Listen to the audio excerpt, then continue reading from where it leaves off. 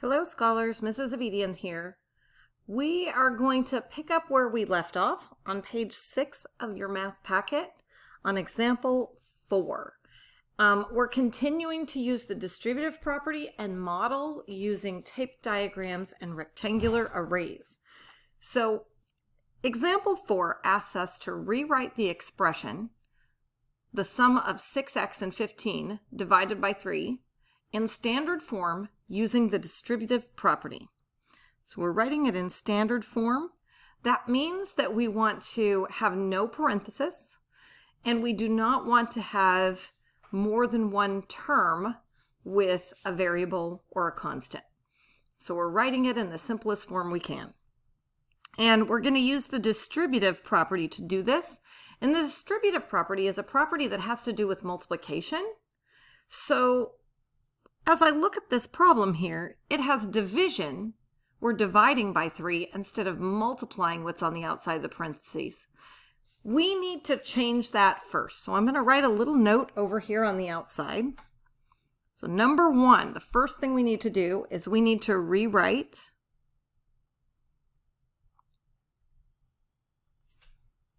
the expression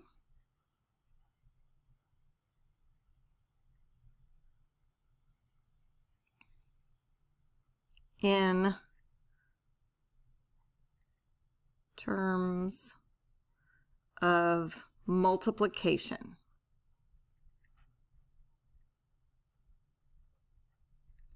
Okay. We can do that by taking this division of 3.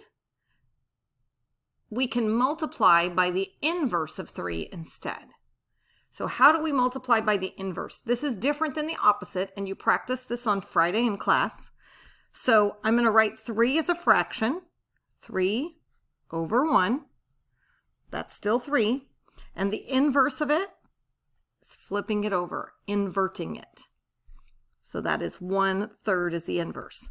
So if I multiply by the inverse, it's the same as dividing by the number. So I'm going to take and I'm going to rewrite this as 6x plus 15, or the sum of 6x and 15. I'm going to multiply it, the dot is for multiplication, by 1/3. I'm using the dot because I have an x over here and I don't want to confuse the two. So now I need to get this in standard form. So I need to use distribution so that I get rid of the parenthesis. The equivalent of this here, of this expression here, I can write by multiplying this 1/3 by both things in the parenthesis instead of just one. I'm going to multiply it by the 6x. So 1/3 of 6x is 2x. If I were to split that into 3 pieces and get just 1/3 of it, it would be 2x. My operation is addition, so I don't want to lose that. And then I'm going to take 1/3, the second thing inside the parenthesis, so 1/3 of 15. If I were to break that into 3 pieces, would be 5. And this right here, I only have one term with an x in it. See, this term doesn't have an x. And I only have one term that's a constant. This term is not a constant. So this right here is standard form.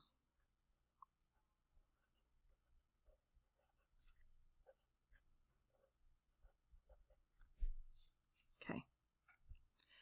You're going to do that same thing now on your own. You're going to rewrite this expression in standard form by first rewriting it as a multiplication problem, multiplying by the inverse of 2. If you're not sure how to write using the inverse, make sure you take these notes. Then using distribution to distribute that multiplication of 1/3 to both of the terms inside the parenthesis. So you're multiplying both those terms by 1/3. That's the example. So you're going to do exercise 3 independently. Pause the video so you can do that. Exercise 3 continues onto this page over here. And you can put a star next to example C here, part 3C. This is a challenge. If you can do that one, great. If you are stuck and cannot do that one, that's okay too. But you want to try to do A and B independently. Okay, go ahead and pause the video to do that.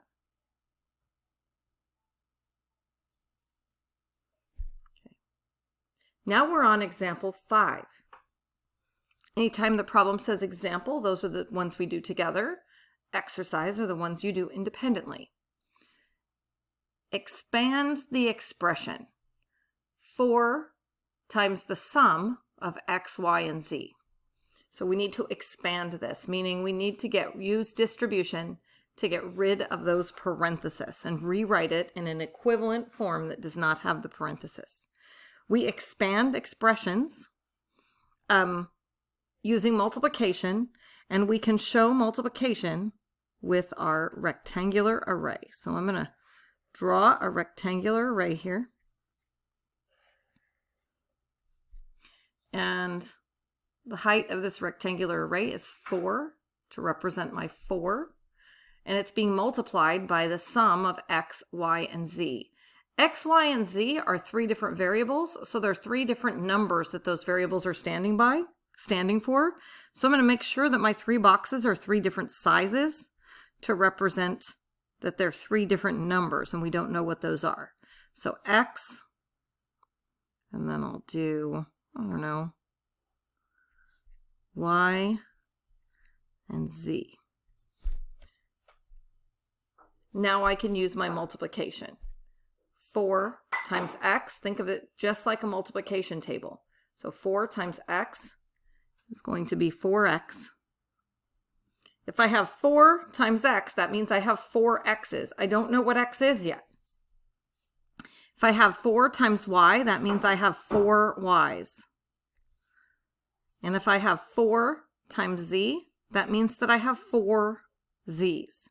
When you see a number, an amount right next to a variable, that means that you have 4 of them. And the word of stands for multiplication. 4 of the x's means you have 4 times x. 4 of the y's means you have 4 times y, and so forth. But since it says to expand the expression, just having this model here is not answering the question. This is giving me a tool to answer the question. I need to write it as 4x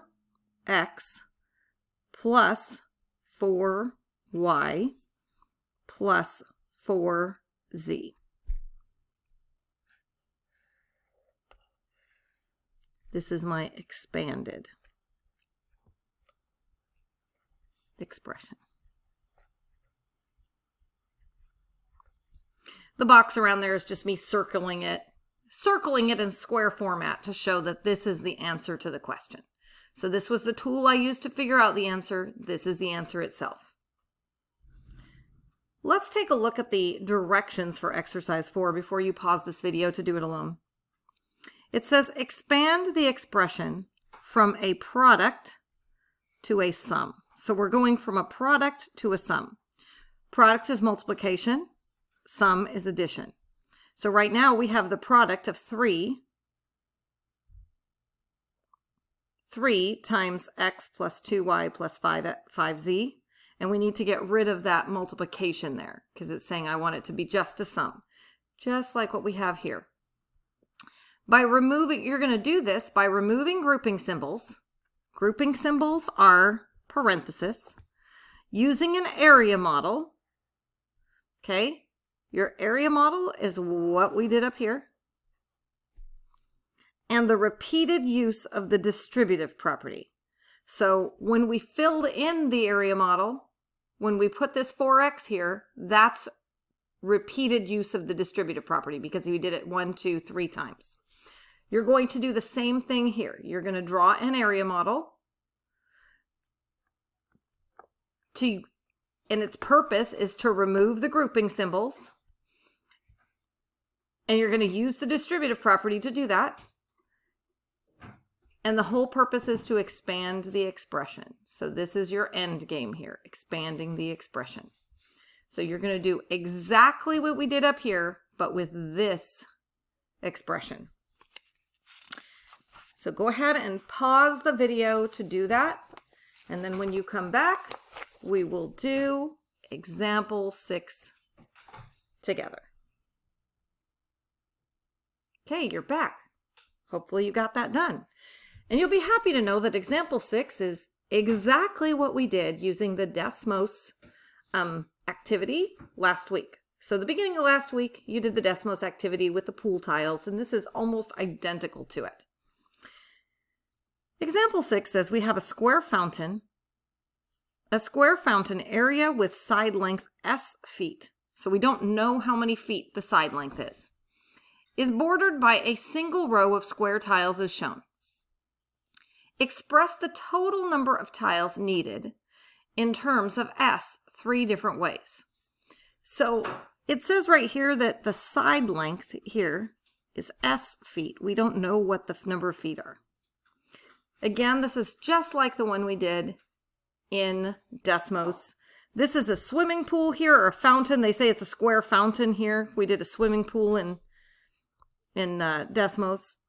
And just like most fountains or tiles, they have a border all the way around them that's square tiles.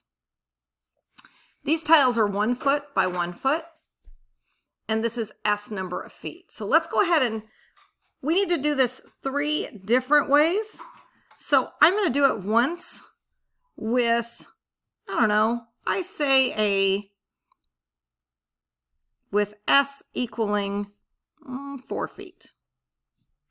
4 is a good number. I like that number. It's small. If you get to pick your own numbers, why pick big ones? After we do 4 feet, I'm going to do it again, but for 5 feet. And then you need to do it a 3rd time, and you can pick the number of feet you want this fountain to be. Okay? That's your choice this last time. So let's draw what this would look like if it were 4 feet. So I've got this square fountain here. I'm going to do my best to draw a square. Drawing squares is really hard. And it's 4 feet by 4 feet. So imagine that the inside of this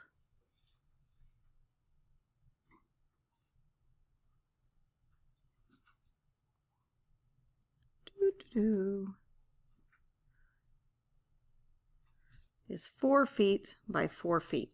But we want a tile border on the outside of it.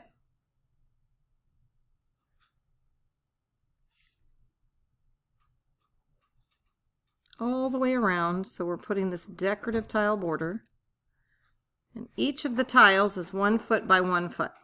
So I've got this tile here that's 1 foot, and this tile here that's 1 by 1, this tile here that's 1 by 1. So I have 1, 2, 3. This tile here that's 1 by 1, and I got 4. So I got that one, that one, that one, that one. I'm going to keep doing this, expanding my tiles. Got that one, that one, that one, that one. Keep expanding my tiles. Got that one, that one, that one, that one. So 1, 2, 3, 4 on this side. 4 on this side, 2, 3. Okay, so I got 1, 2, 3, 4 tiles bordering it on this side. We have a 4 foot by 4 foot pool in the middle. So what I have here is I have, if I wanted to figure out how many tiles around the outside, I have 4 plus 4 plus 4 plus 4.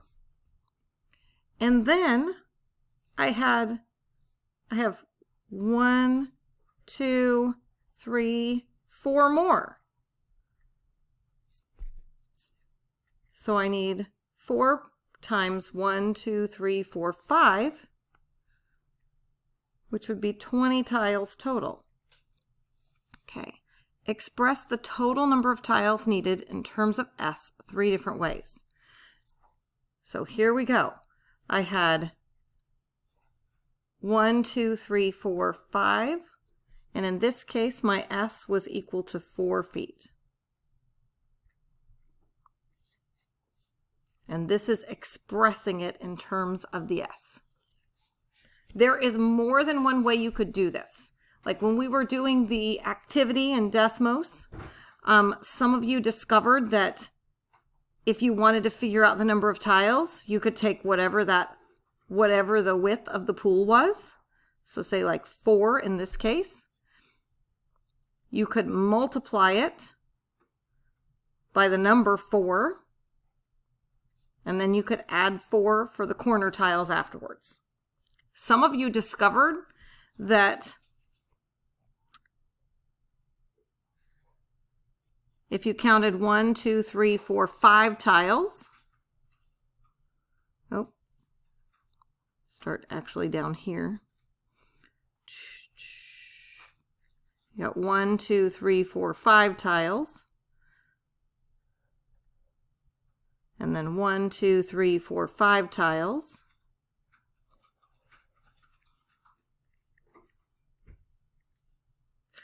Here I keep doing that. Actually out here, 1, 2, 3, 4, 5 tiles. That if you took whatever the number of tiles was, so say we had the number of tiles, the number of feet on the inside was 4. If you added 1 to that, and you multiplied by 4, that was another way you could express it. So all of these would have still equaled 20 in this case. So you have 1, 2, 3 different ways that you could represent this in terms of S. All of those are correct. You only have to pick one. So we said the next one we're going to draw is 5 feet.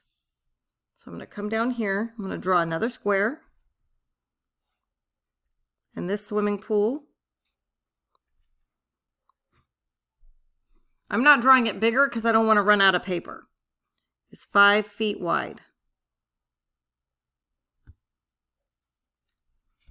Okay, 5 feet wide. And I need a border on the outside of it. And so let me try a different one of these. I know in order to find that border that I need tiles to fill in the space right here.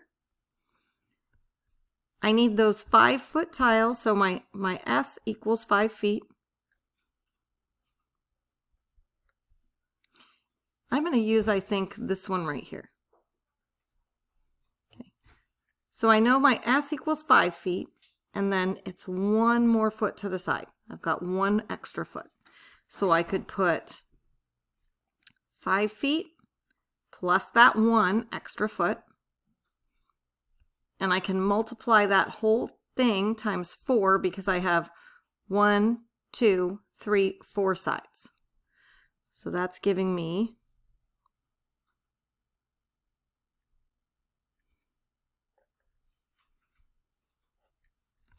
so this area here is 5 plus 1. This area here is 5 plus 1. This area here is 5 plus 1. And this area here is 5 plus 1. Okay, so 5 plus 1 is 6. And then 6 times 4 is 24. So here's one way that I could write that in terms of S. You can write whatever other way you want to. You're going to pick one more amount of tiles. It doesn't have to be bigger. It could be smaller than this. And you're going to write the equation for solving it in terms of X. And you can use this format, this format, this format, or another format if you choose. Maybe you found another one when we were doing the Desmos activity. It's totally up to you. Okay. So that is the last thing you're going to do for day 2. For day 3 of your math, I will post another video with the problem set. So that's the next thing you're going to do for day 3 is the problem set. And remember, if you get stuck on anything, you are going to call me, and I will also be reaching out to you periodically just to check on you. Have a great day.